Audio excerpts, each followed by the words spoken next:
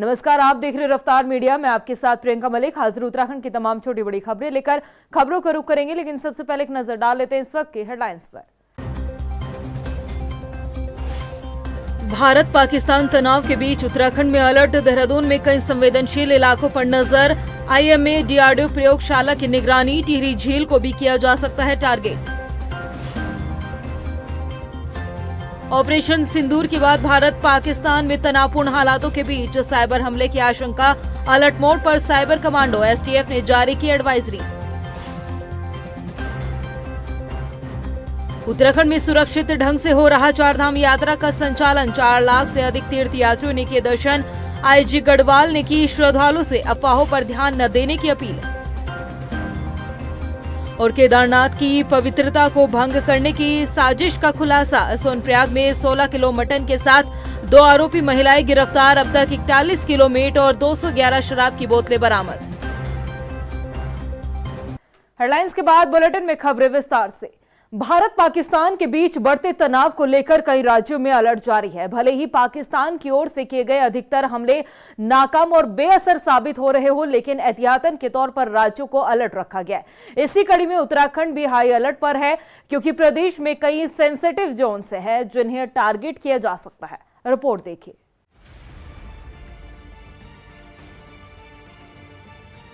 भारत पाकिस्तान के बीच का तनाव दिन पर दिन बढ़ता जा रहा है। दोनों देशों के बीच तल्खी के कारण देश के भीतर राज्यों में अलर्ट जारी किया गया है। इसी कड़ी में उत्तराखंड को भी हाई अलर्ट पर रखा गया है, क्योंकि प्रदेश में कई सेंसिटिव जोन हैं जिसे दुश्मन देश निशाना बना सकता है। दरअसल उत्तराखंड भले ही पाकिस्तान से सैकड़ों किलोमीटर दूर हो, लेकिन उत्तराखंड में कई ऐसे जोन हैं जिन्हें निशाना बनाया जा सकता है। देहरादून में स्थित इंडियन मिलिट्री एकेडमी यानी आईएमए, जहां देश के भविष्य के सैन्य अधिकारी तैयार होते हैं, दुश्मन के रडार पर यह हो सकता है। इसके अलावा देहरादून के पास ही डिफेंस रिसर्च संस्थान डीआरडीओ की प्रयोगशाला है, जहां अत्याधुनिक रक्षा तकनीक और हथियार विकसित किए जाते हैं। यही नहीं, रक्षा विशेषज्ञों की माने तो उत्तराखंड का सबसे संवेदनशील इलाका है टिहरी झील। युद्ध की स्थिति में जल आपूर्ति और पन बिजली पर सीधा असर डालने के लिए दुश्मन यहां निशाना साध सकता है। इसके अलावा हरिद्वार जैसे धार्मिक शहर पर भी हमला किया जा सकता है। भारत की धार्मिक भावना को आहत करने की दुश्मन की कोशिश हो सकती है। आयरन बजेगा, इसका मतलब एयर थ्रेट है, तो इस चीज का रखें। दूसरा टारगेट क्या हो सकते हैं? उनके लिए सबसे बड़ा टारगेट होगा इंडियन मिलिट्री एकेडमी देहरादून में। बाकी जहां कंटोनमेंट में अगर लड़ाई शुरू होती है तो कंटोनमेंट खाली होंगे, हमले भी करेंगे तो खाली बिल्डिंग पर रहेंगे, वो अचीव नहीं कर पाएंगे, जबकि इंडियन मिलिट्री एकेडमी पूरे एक्टिव होगी। दूसरा हो सकता है कि शायद रिलीजियस प्लेस में वो हरिद्वार पे हमला करना चाहे। एज इट इज वो कोशिश करेंगे अम्बाला तक आने की, अम्बाला के एयरफील्ड को बर्बाद करने की, वहाँ से थोड़ा ही है फ्लाइट टाइम। और तीसरा उनका हो सकता है टिहरी डैम, कि टिहरी डैम को बर्बाद करें, दिखाने के लिए कि आप हमारा पानी रोक रहे हैं या अचानक पानी कर रहे हैं तो हम आपका डैम बर्बाद कर देंगे। तो ये टिहरी डैम भी तीसरा ऑब्जेक्टिव हो सकता है। उसके बाद फिर बहुत डेप्थ में हो जाता है वो, ना कोई उनको अचीवेबल टारगेट होगा, ना उसका कोई उनको पब्लिसिटी के लिए भी कुछ नहीं मिलेगा। हमें इन 3 टारगेट पे। राजधानी देहरादून में खुफिया एजेंसी सतर्क है। केंद्र और राज्य की सुरक्षा एजेंसियां लगातार मीटिंग्स कर रही हैं और सभी सेंसिटिव लोकेशन पर सुरक्षा व्यवस्था को पुख्ता किया जा रहा है। देखिए, जो वाइटल इंस्टॉलेशंस हैं उनके अपने सिक्योरिटी प्रोटोकॉल्स और ड्रिल्स होती हैं। जहाँ जहाँ पे हमारी पैरामिलिट्रीज तैनात हैं उनके अपने इन हाउस ड्रिल्स होती हैं। Just they need to coordinate with the administration कि हमारे सिविलियन एरियाज़ में कोई पैनिक ना हो, और उनकी कोई भी मूवमेंट है या कोई एक्टिविटी है उसका हमें वेल इन टाइम इंटीमेशन रहे, ताकि हमारे स्तर से कोई भी अगर रिक्वायरमेंट है या अपनी सिविक सोसाइटी को हमें इंटीमेट करना है तो वो हम कर सकें। उत्तराखंड की सामरिक और सांस्कृतिक अहमियत इसे हाई अलर्ट पर बनाए हुए है। जहां सीमाओं पर जवान दुश्मन से लड़ने को तैयार है, वहीं अंदरूनी सुरक्षा को लेकर भी देश पूरी तरह से सतर्क है। रफ्तार मीडिया के लिए देहरादून से सुशांत सिंह की रिपोर्ट। ऑपरेशन सिंदूर के बाद भारत पाकिस्तान में तनावपूर्ण हालातों के बीच साइबर हमले की आशंका जताई जा रही है। ऐसे में सुरक्षा के लिहाज से उत्तराखंड में एसटीएफ ने एक एडवाइजरी जारी की है ताकि जनता जागरूक रह सके। रिपोर्ट देखिए। ऑपरेशन सिंदूर के बाद भारत पाकिस्तान में तनावपूर्ण हालात। साइबर हमले से भी रहना होगा सावधान। एसटीएफ ने जारी की एडवाइजरी। ऑपरेशन सिंदूर के बाद से भारत और पाकिस्तान के बीच बने तनावपूर्ण हालातों को देखते हुए साइबर अटैक की भी आशंका जताई जा रही है। ऐसे में उत्तराखंड में साइबर हमले की आशंका को देखते हुए अलर्ट जारी किया गया है। डीजीपी दीपम सेठ ने एसटीएफ को विशेष सतर्कता बरतने के निर्देश दिए हैं। खासतौर पर हर तरह की वेब गतिविधियों पर नजर रखने की बात कही गई है। इस बीच साइबर हमले से लोगों को जागरूक करने के लिए एसटीएफ ने एक एडवाइजरी जारी की है। तो चलिए आपको ग्राफिक्स के जरिए समझाते हैं कि एडवाइजरी में आखिर क्या कुछ खास बताया गया है। सिर्फ सरकारी स्रोतों, आधिकारिक सोशल मीडिया हैंडल्स और मान्यता प्राप्त एजेंसियों से मिली सूचना को ही साझा करें। किसी भी फोटो, वीडियो या समाचार को साझा करने से पहले उसकी पुष्टि सरकारी स्रोतों से जरूर करें। संदिग्ध पोस्ट या अकाउंट की रिपोर्ट तत्काल साइबर हेल्पलाइन या संबंधित एजेंसियों को करें। कुछ भी पोस्ट करने से पहले उसके प्रभाव पर जरूर विचार करें, इसके बाद ही उसे आगे शेयर करें। सेना की गतिविधियां या तैनाती की जानकारी साझा न करें। असत्यापित या भड़काऊ सूचनाएं प्रसारित न करें, इससे आप अनजाने में फेक न्यूज फैलाने में दुश्मन की मदद कर सकते हैं। अनजाने ईमेल लिंक या अटैचमेंट वायरस या स्पाईवेयर हो सकते हैं। कोई भी गलत ऐप डाउनलोड न करें। साइबर धोखाधड़ी होने पर हेल्पलाइन नंबर 1930 पर कॉल करें। cybercrime.gov.in पर ऑनलाइन शिकायत करें। साइबर हमले की आशंका को देखते हुए साइबर थाने में साइबर कमांडो को शामिल करते हुए एक सेल का गठन किया गया है। ये सेल हर वक्त इंटरनेट गतिविधियों पर नजर रख रही है। किसी भी तरह के संदिग्ध वेब पेज लिंक की निगरानी करते हुए उसे ब्लॉक कराने के निर्देश भी दिए गए हैं। ऐसे में हमारी भी जनता से अपील है कि जागरूक रहें और साइबर धोखाधड़ी से सावधान रहें। रफ्तार मीडिया के लिए देहरादून से ब्यूरो रिपोर्ट।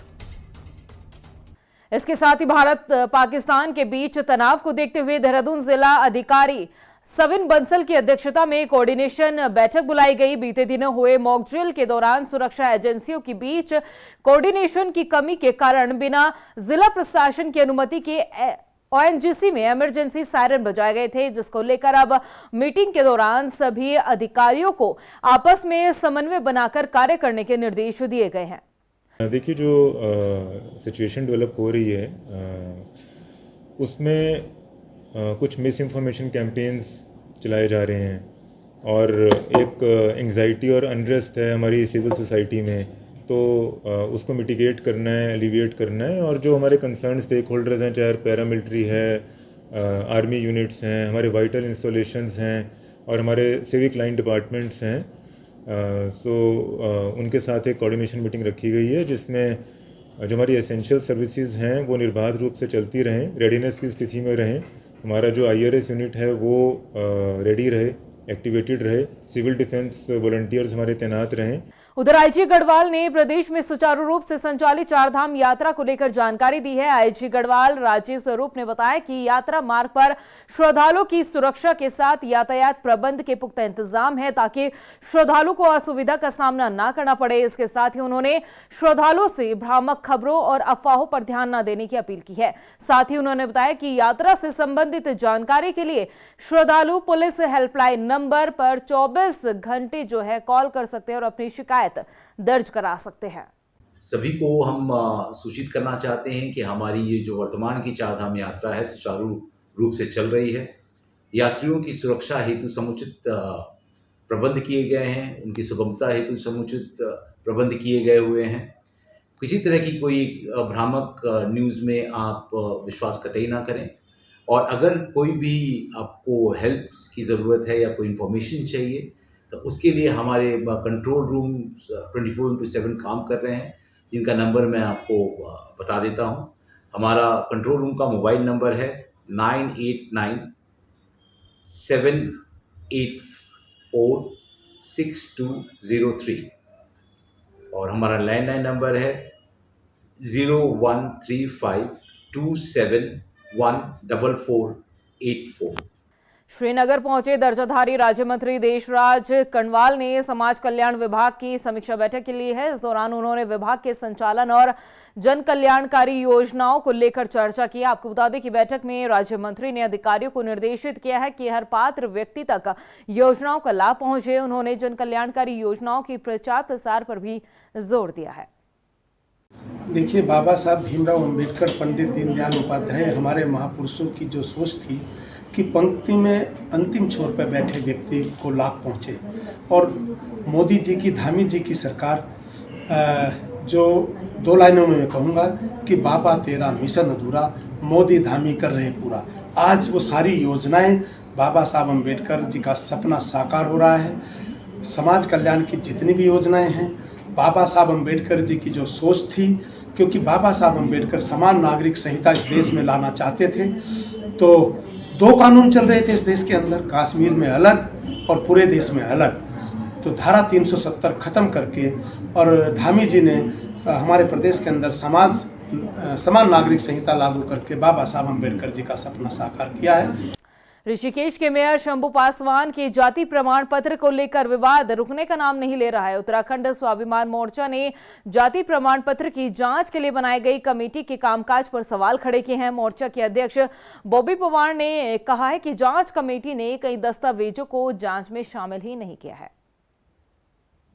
जो प्रेस वार्ता का उद्देश्य है वो साफ और स्पष्ट है कि जो हाल ही में निकाय चुनाव के जो प्रकरण हुए, जिसमें ऋषिकेश जैसी मेयर सीट पर जो गलत तरीके से आरक्षण का लाभ शंभू पासवान ने लिया और मेयर बन गए, ये उस संबंध में ये प्रेस कॉन्फ्रेंस थी और उस संबंध में हमने कई जो तथ्य है वो आज उजागर किए।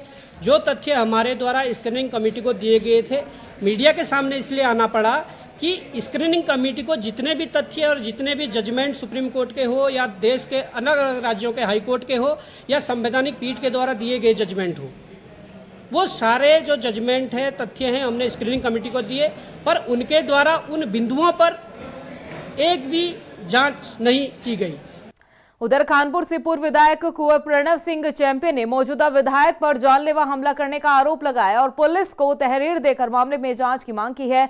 बता दें कि शुक्रवार को लंढोरा में कानपुर विधायक उमेश कुमार पर जानलेवा हमला हुआ था और उसका आरोप पूर्व विधायक प्रणव सिंह चैंपियन पर लगा है। ऐसे में अब चैंपियन ने अपने ऊपर लगे आरोपों को खारिज करते हुए उल्टा विधायक उमेश कुमार पर ही गंभीर आरोप लगाए हैं कि जिम्मेदार पद पर आसीन व्यक्ति का एक आपराधिक गुंडों जैसा आचरण हो और जो व्यक्ति शांति प्रिय रह करके समाज में विकास और शांति का पर्याय बन रहा हो, अपने सोशल फंक्शंस में जाकर के सबसे मिलजुल गए, सबसे अच्छी बात कर रहा हो। जनता इस बात की गवाह भी है कि हमने सबसे बड़ा अच्छा आचरण रखा है जब से हम आए हैं। लेकिन उस व्यक्ति को ये बात नहीं हजम हो रही है कि हम इतना अच्छा व्यवहार क्यों कर रहे हैं, हमारा जनमत इतना क्यों बढ़ रहा है, हमारे साथ इतना बड़ा जन समर्थन क्यों हो रहा है। और आज जबरदस्ती उसके द्वारा ऐसी आपराधिक घटना को अंजाम दिया गया जिसमें हमारी जान को खतरा था। उमेश अपने काफिले में जो स्कॉर्पियो गाड़ी रखे हुए हैं उन पर अवैध तरीके से पुलिस लिखा हुआ है। शनिवार को देहरादून जिलाधिकारी सविन बंसल की अध्यक्षता में मलिन बस्तियों को लेकर बैठक हुई है। आपको बता दें कि हाई कोर्ट ने पर्यावरण, जल स्रोत और नदियों के अस्तित्व को बचाने के लिए मलिन बस्तियों को लेकर जरूरी दिशा निर्देश दिए हैं। अब इस पर अमल करने के लिए डीएम ने संबंधित विभागों के साथ अहम बैठक ली है, जिसमें मलिन बस्तियों के विस्थापन और पर्यावरण संरक्षण को लेकर चर्चा की गई है। देखिए, हमारी राज्य सरकार का, ऑनरेबल सीएम का ये जन भाव है और ये स्पिरिट है कि हमारे जितने भी स्लम एरियाज़ हैं, स्लम ड्वेलर्स हैं, उनको एक डिग्निफाइड लाइफ जीने का मौलिक अधिकार है। तो जो ऐसी कंडीशंस में जहाँ पर भी अवस्थित हैं, वो किसी न किसी मजबूरी के चलते वहाँ पर रेजिडेंट हैं। तो ये दायित्व है कि पर्यावरण को भी बचाना है और जो हमारे रिवर बेड्स हैं जहाँ पे अपेरेंटली अगर पोल्यूशन हो रहा है, उनका फ्लो ऑब्स्ट्रक्ट हो रहा है, तो उनको भी कंजर्व करना है और साथ ही साथ जो ह्यूमन लाइफ है इन स्लम एरियाज़, उसको एक डिग्निफाइड लिविंग देनी है। केदारनाथ यात्रा मार्ग पर पवित्रता को भंग करने की साजिश का पुलिस ने खुलासा किया है। सोनप्रयाग में पुलिस ने चेकिंग के दौरान 2 नेपाली महिलाओं से 16 किलो मटन बरामद किया है। पूछताछ में महिलाओं ने बताया कि वो इस मीट को होटल संचालकों के साथ डिस्ट्रीब्यूट करने के लिए पहुंच रहे थे। इस दौरान पुलिस ने महिलाओं पर चालानी कार्रवाई करते हुए बरामद किए गए मटन को नष्ट कर दिया है। इसके साथ ही बताया जा रहा है कि इससे पहले भी 41 किलो मटन अब तक बरामद किया जा चुका है और कुछ शराब की बोतलें भी पुलिस की तरफ से बरामद की गई है। बाजपुर वासियों के लिए अच्छी खबर है। आपको बता दें कि नैनीताल हाईवे पर सर्विस लाइन मार्ग के निर्माण का कार्य अब जल्द पूरा होने वाला है। नेशनल हाईवे के प्रोजेक्ट इंचार्ज ने कहा है कि 15 जून तक सर्विस लाइन का कार्य पूरा किया जाएगा। उन्होंने बताया कि सर्विस लाइन के मार्ग निर्माण में करीब आपको बता दें कि 6 करोड़ 31 लाख रुपए की लागत आएगी। बताना चाहूंगा कि पब्लिक की डिमांड और गौरव शर्मा जी के प्रयासों के द्वारा ये चेंज ऑफ स्कोप जिसे कहते हैं वो अप्रूव हुआ और उसके बाद एनएचआई के द्वारा हमारे को काम दिया गया तो हमने काम स्टार्ट किया। अभी इसको हम पूरी एनएचआई के जो गाइडलाइंस हैं और क्वालिटी कंट्रोल के जो टेस्ट के गाइडलाइंस आईआरसी और स्पेसिफिकेशन के हिसाब से हम लोग हर लेयर को पूरा टेस्ट करके पूरी गुणवत्ता के साथ आगे बढ़ रहे हैं और इसके हमारा अप्रोक्सीमेटली 70% काम हम लोग कंक्रीट का और मिट्टी का काम खत्म कर चुके हैं। कुछ काम को जो देरी होने का कारण था यूटिलिटी शिफ्टिंग रह गई है। बिजली के कुछ खंभे हैं जो शिफ्ट हो जाएंगे। उसके बाद हमारा ये भरपूर प्रयास है कि 15 जून से पहले दोनों तरफ की रोड को कंप्लीट कर दिया जाए और ट्रैफिक इसमें छोड़ दिया जाएगा। देश की सीमा पर बिगड़े हालातों को ध्यान में रखते हुए लोहाघाट में भी युवाओं ने रक्तदान शिविर का आयोजन किया, जिसमें बड़ी संख्या में लोगों ने रक्तदान किया। इस मौके पर आयोजकों ने बताया कि अपने जवानों का हौसला बढ़ाने और सेना की मदद के लिए ही ये फैसला उठाया गया है और ये कड़ा फैसला वरदान साबित जरूर होगा। मेरा नमस्कार, मैं प्रियंका। आज हमने रंगियाली यूथ क्लब जो कि अलग अलग सामाजिक कार्यों में लगा हुआ है और इसमें से हमारा एक रक्तदान शिविर रखा था आज हमने। इसका हमारा पहला उद्देश्य ये था कि कभी भी किसी भी समय किसी को भी अगर रक्त की आवश्यकता पड़ती है तो हम उनके लिए तैयार हैं और हम शिविर लगाने के लिए तैयार हैं। जैसा कि आप लोग जानते हैं कि हमारे देश में आज भारत पाकिस्तान का युद्ध चल रहा है तो वहाँ भी जो हमारे जवान हैं उनको भी बहुत आवश्यकता है, तो उसी को देखते हुए हमने शिविर का आयोजन किया। उधर पौड़ी के ग्राम्य विकास विभाग में परियोजना अर्थशास्त्री पद पर सेवा दे रहे दीपक रावत ने राष्ट्रीय रक्षा कोष में 1 महीने के वेतन का स्वैच्छिक अंशदान किया है। उन्होंने भारत पाकिस्तान सीमा पर चल रहे तनाव के चलते भारतीय सेना के अदम्य साहस को नमन किया। आपको बता दें कि उन्होंने अपने वेतन से सहयोग राशि दान किए जाने के लिए जिला विकास अधिकारी को पत्र भेजा है। सभी लोगों को पता है कि इस समय पहलगाम घटना के बाद पाकिस्तान के साथ युद्ध जैसी स्थिति बन गई है और हमारे देश के सैनिक हैं वो सीमाओं पर लड़ रहे हैं। तो एक सामान्य नागरिक के रूप में मेरी एक अंतरात्मा की एक आवाज़ थी कि 1 माह का वेतन के रूप में मैं जो राष्ट्रीय रक्षा कोष है उसमें सहयोग राशि दे रहा हूँ। इसके अलावा कुछ नहीं, ये केवल मेरा व्यक्तिगत मामला है। उसमें नहीं, इसमें मुझे बहुत कुछ नहीं कहना है। ये केवल सहयोग राशि एक अंतरात्मा की आवाज़ पे मैंने दी है। बाकी इस पे ज़्यादा मुझे लगता नहीं है कि मुझे अब कुछ बोलना चाहिए इसमें। प्रदेश की खबरों में इतना ही, फिर हाजिर होंगे कुछ और खास खबरों के साथ। तब तक के लिए मुझे दे इजाजत, नमस्कार। भारत पाकिस्तान तनाव के बीच उत्तराखंड में अलर्ट, देहरादून में कई संवेदनशील इलाकों पर नजर। IMA DRDO प्रयोगशाला की निगरानी, टिहरी झील को भी किया जा सकता है टारगेट।